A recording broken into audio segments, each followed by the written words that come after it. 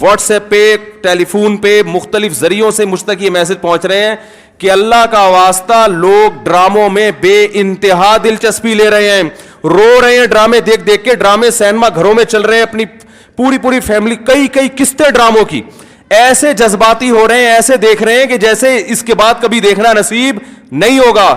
اور بڑی تعریفیں, ایسا ڈرامہ, ایسی فلم.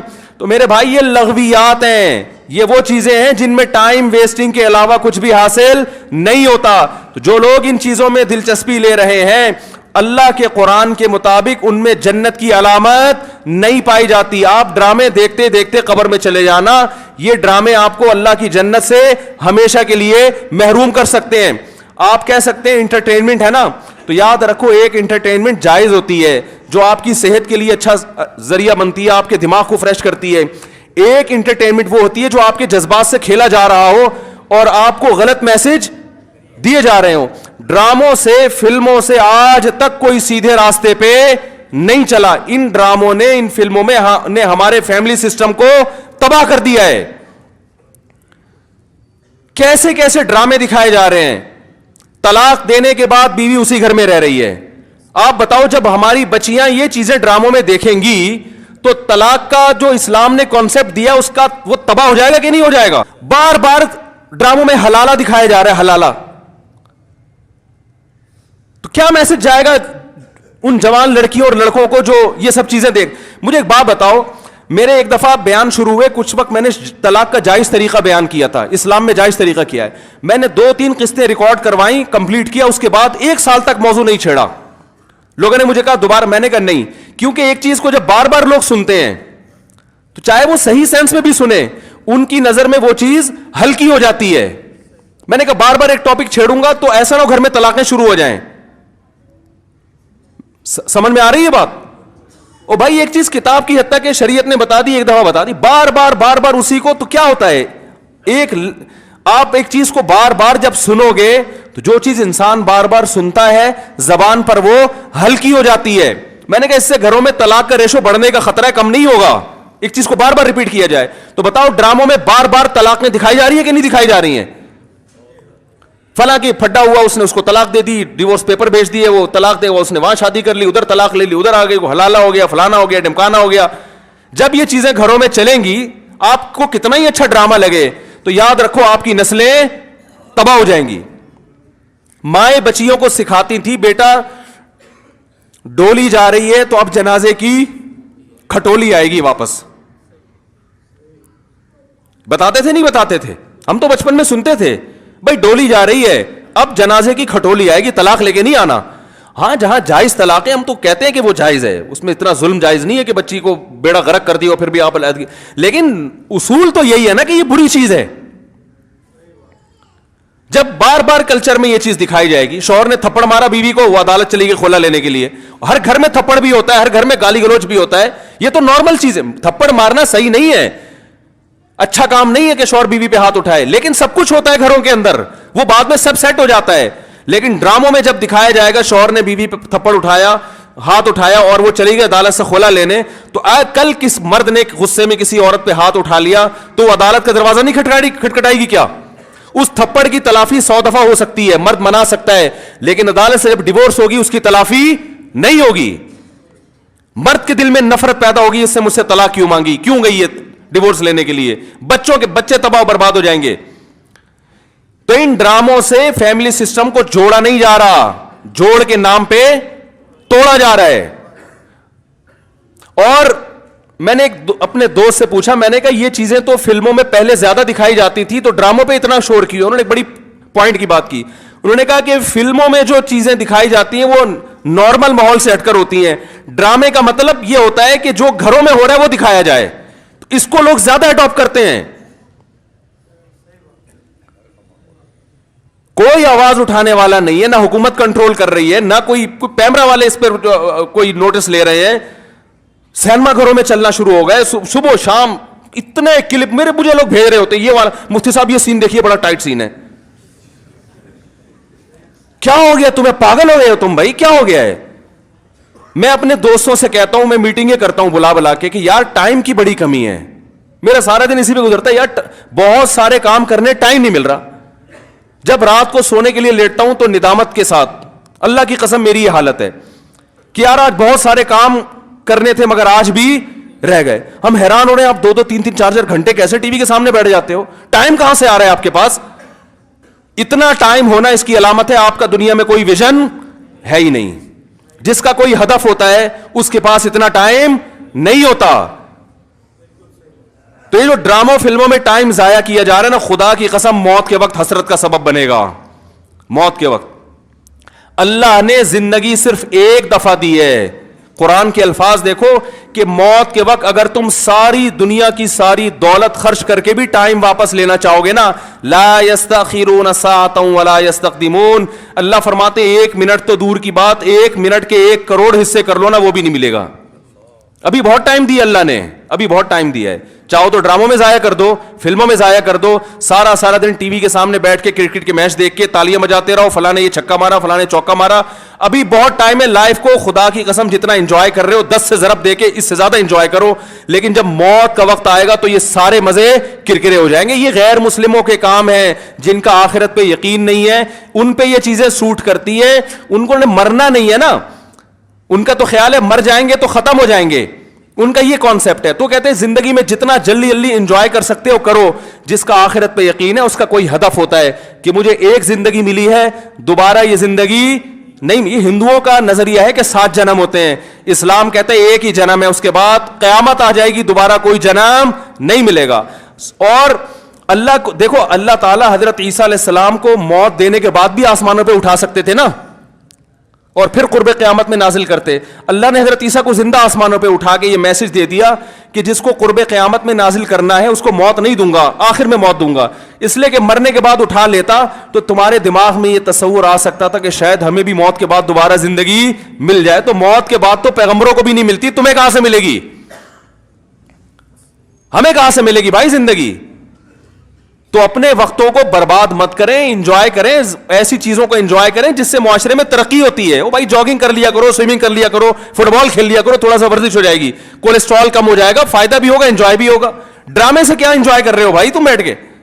رو کیوں رہے ہو ڈرامہ دیکھ کے؟ وہ تمہارا کیا لگتا ہے جس کے ساتھ یہ ہو گیا, رو رہے بیٹھ کے جیسے پتہ نہیں کیا ہو گیا.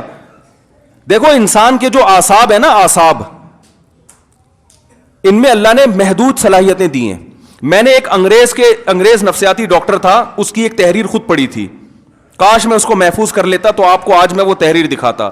اس کی ریسرچ تھی کہ دنیا میں جو ڈپریشن, چیخو پکار, مار دھاڑ, چیزوں کو توڑ پھوڑ کا جو کلچر آیا ہے ڈراموں اور فلموں سے آیا ہے. یہ جو آج بچیاں ماں پہ چیختی ہیں نا, آپ ان کی ہسٹری چیک کریں, ڈرامے دیکھ کے چیختی ہیں. ماں نے کچھ تیز آواز میں بات کر دی, بچی ایک دم چلائے گی, کیونکہ اس نے ڈرامے میں لڑکیوں کو چیختے ہوئے, بولو نا, دیکھا. شوہر اگر غصہ کرے, نہیں کرنا چاہیے لیکن کرے, تو اسلام کہتا ہے تمہارا محسن ہے. اگر کسی کو سجدہ کرنے کی اجازت ہوتی تو نبی نے فرمایا کہ عورت کو حکم دیتا کس کو سجدہ کرے؟ شوہر کو. نبی نے عورت کے فائدے کے لیے یہ بات کہی ہے. شوہر کو یہ ہوگا کہ میری بیوی میرا احترام کرتی ہے, اونچ نیچ ہو جائے گی منا لے گا بعد میں, اس کو پتا ہے میری, برداشت کر لیتی ہے, خرچہ پورا کرے گا, جو تمیزدار شوہر ہیں. لیکن اگر وہ اس کو غصہ آیا ہوا ہے اور اس نے آگے سے اینٹ کا جواب پتھر سے دے دیا تو گھر چلے گا؟ بولو نا بھائی. اور اگر بیوی نے کبھی الٹی سیدھی کر لی اور اس نے برداشت کرنے کے بجائے ڈرامہ دیکھا تھا, اس میں تھپڑ مارتے ہوئے دیکھا تھا, اس نے بھی رکھ کے ایک تھپڑ رسید کر دیا, تو اس سے گھر میں محبت کا ماحول پیدا ہوگا؟ بولو نا بھائی کیا ہو گیا؟ بلکہ میں تو اس سے آگے کہتا ہوں کہ ڈراموں میں جو میاں بیوی دکھائے جاتے ہیں وہ کوشش کرتے ہیں لڑکا ہینڈسم ترین تلاش کیا جائے اور لڑکی خوبصورت ترین. اس جوڑے کو دیکھ کر تو ویسے ہی کوئی مرد کو اپنی بیوی اچھی نہیں لگتی اور عورت کو اپنا شوہر اچھا نہیں لگتا. کہتے ہیں یہ میاں تو ایسے ہوتے ہیں, کیا مکھنچو ابا نے میرے متھے لگا دیا ہے. ایک صاحب مجھے کہتے ہیں مجھے بیوی اچھی نہیں لگتی. میں نے کہا فلمیں دیکھنا چھوڑ دو, اچھی لگے گی تمہیں. ہاں, جس غریب کے سامنے صبح شام قورمے کباب گھوم رہے ہو اسے گھر کی دال اچھی لگے گی؟ بولو نا بھائی. یہ تو سب سے پہلا نقصان ہے. تو یہ ان لوگوں کے کام ہے جن کا آخرت پہ یقین نہیں ہے. ان سے ہمارا گھر تباہ. ڈرامے والوں کا ویژن یہ نہیں ہوتا کہ گھروں کے ماحول کو اچھا کرنا ہے. ڈرامے کا ویژن یہ ہوتا ہے کہ پیسہ کمانا ہے. ہر وہ چیز جو مارکیٹ میں چلے گی اس سے پیسہ آئے گا. تو مارکیٹ میں نیگیٹو چیزیں زیادہ چلتی ہیں. میرے کلپ میں دیکھو, میں نے یوٹیوبرز کو ابھی کچھ کنٹرول کیا ہے. پورے بیان ماں باپ کے حقوق پر, بیوی بچوں کے حقوق پر چل رہا ہے, اللہ اس کے رسول کے حقوق پر. درمیان میں ایک لطیفہ آ گیا, لطیفہ سب سے زیادہ ہٹ ہوتا ہے. سمجھ رہے ہیں نا؟ تو لوگوں کو تو انٹرٹینمنٹ چاہیے, وہ مثبت چیزیں کم چلتی ہیں. تو اگر دیکھو ایک طیب اردوغان ہے نا, ترکی کا صدر, میں ڈراموں کو جائز نہیں کہتا, لیکن اس نے بھی ڈرامے بنائے. میں نہیں کہتا کہ وہ دیکھنا جائز ہے, لیکن پھر بھی ایک ویژن تو رکھا نا اس نے ذہن میں کہ خلافت عثمانیہ کا صحیح تصور دکھانا ہے, فیملی سسٹم کو جوڑنا ہے. ابھی طیب اردوغان کی ایک اسپیچ ہم نے سنی, اس نے کہا کہ اپنی قوم کو ترغیب دے رہے کم عمری میں شادیاں کرو. کیا ترغیب دے رہے اپنی قوم کو؟ کم عمری میں شادیاں کرو. ہم نے اپنی نسل کو بڑھانا ہے. ترکی کو افرادی قوت چاہیے. جب نسل بڑھے گی تو ہمیں فوج میں جوان زیادہ ملیں گے, ہمیں سائنسدان زیادہ ملیں گے, ہمیں تاجر زیادہ ملیں گے. ترکی مضبوط ہوگا. ایک ویژن ہوگا تو وہ ایسی تقریر کرے گا. ویژن نہیں ہے تو آپ کا مقصد صرف دولت, پیسے کمانا, مغربی طاقتوں کو خوش کرنا, تو وہ پیسے تو ان ڈراموں نے بہت کمائے. لوگ کہہ رہے ہیں بڑا کروڑوں اربوں روپے کا بزنس کر لیا ڈرامے نے. میں کہتا ہوں بھائی بزنس اربوں روپے کا کر لیا مگر کلچر کا بیڑا غرق کر دیا. تو بزنس تو میرے بھائی چرس بیچنے والا جتنا اچھا کرتا ہے نا, ہیروئن بیچنے والا, چرس کا بزنس زیادہ اچھا ہے یا ہیروئن کا؟ بتاؤ. ابے یہ گٹکے والے تو بےچارے, ان کا کوئی بزنس ہے جو گٹکے دکان کھول کے بیٹھے ہوئے ہیں؟ یہ تو خود دوسرے سے گٹکے ادھار مانگ کے کھا رہے ہوتے ہیں. چرس کرو گے تو زیادہ پیسہ, اور اگر ہیروئن پہ آ گئے ارب پتی بن جاؤ گے. تو بزنس نہیں دیکھا جاتا, یہ دیکھا جاتا ہے اب قوم کو پیغام کیا دے رہے ہو. تو بھائی یہ حکومت نہیں کرے گی, یہ آپ نے کرنا ہے. اپنے گھروں کو آپ نے کنٹرول کرنا ہے. اپنے گھروں سے ٹی وی کو بند کریں, قابو میں لائیں. اگر رکھا ہوا بھی ہے تو اس کو ایک لمٹ کریں, قابو میں لائیں. دیکھیں کیا, اور بچے لیپ ٹاپ دیکھ رہے ہیں تو جا کے ہسٹری تو سرچ کریں کہ کیا دیکھ رہا ہے بیٹھ کے وہاں پہ. وہ بچیوں کو فون لے کے دیا ہوا ہے, بچوں کو تو چیک تو کریں کس سے باتیں. بھائی یہ فون ضرورت کی چیز ہے, یہ دوستیاں لگانے کی چیز نہیں ہے. دوستیوں میں ٹائم ضائع ہوتا ہے. ہم جب مدرسے گئے ہمارے حضرت نے سختی سے پابندی لگائی, کسی طالب علم کو کسی سے دوستی کی اجازت نہیں ہے, یہاں پڑھنے کے لیے آئے ہو. سمجھ رہے ہو نا, کس کے لیے آئے ہو؟ دوستی کی اجازت نہیں دی. ہاں کسی سے مناسبت ہوتی ہے وہ ایک الگ بات ہے, انسان گپ شپ کر لیتا ہے بس اس حد تک. شیخ الحدیث مولانا زکریا رحمۃ اللہ نے لکھا ہے نا کہ میں ظہر کی نماز میں کسی کے ساتھ کھڑا ہو کر, عصر میں بھی اسی کے ساتھ, تو میرے ابا پوچھتے ہیں تمہارا کیا لگتا ہے, بار بار اسی کے ساتھ کیوں کھڑے ہو رہے ہو, کیا لگتا ہے تمہارا یہ؟ تو ایک ویژن ہوتا ہے بھائی, اس ویژن میں اگر کوئی دوستی بھی آ رہی ہے تو ٹھیک ہے, اس کو بھی لے کے چلو. لیکن ہر وہ دوستی جو اس ویژن سے آپ کو ہٹا رہی ہے, بھائی پہلے ویژن ہے, پہلے مقصد ہے, پہلے منزل ہے, باقی چیزیں بعد میں. آپ ٹرین میں جاتے ہوئے آپ کی دوستی ہو گئی وسیم بھائی سے بڑی زبردست, اس نے ملتان میں اترنا, آپ کا ویژن پشاور ہے, اب آپ ملتان میں اتر گئے اس کے ساتھ.